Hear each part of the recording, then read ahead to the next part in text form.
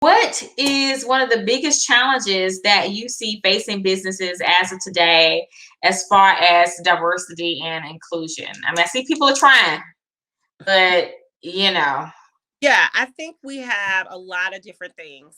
The first thing is that even though we've been dealing with this problem for hundreds of years, as I said earlier, a lot of our courses that we attend, a lot of things that we, get involved in, it's like a historical survey of what happened to us, or it's about your feelings, or it's about talking. And we haven't had much systematic change. So when we start talking about, being an anti-racist or being an LGBTQ ally, it's good to have conversation, but at the end of the day, like, people's lives are on the line. And so we definitely have to have some action.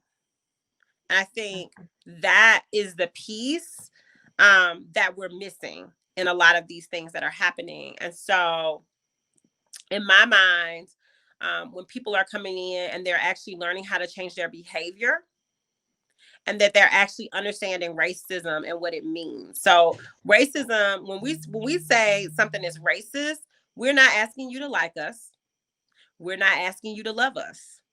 We're only asking you not to oppress us. So when we say we want you to be anti-racist, we want policy changes and practice changes.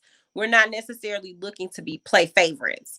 And so let me give you an example of a policy that you may have seen this week that was a racist policy, even though when it was written, it didn't say this is a racist policy.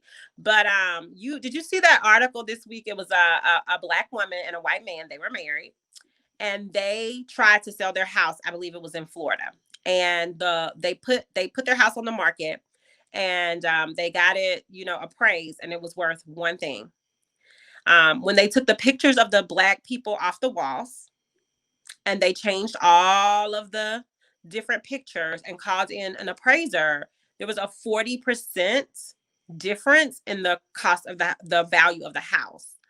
So what that tells us is that there's a policy or a practice in place that says that if you're Black, your American dollar is not worth the same as another person's race and their American dollar. That's racism, right? Right. Not liking me is not racism. Calling me ugly, not racism. My dollar worth less because it's in my hand, totally racism.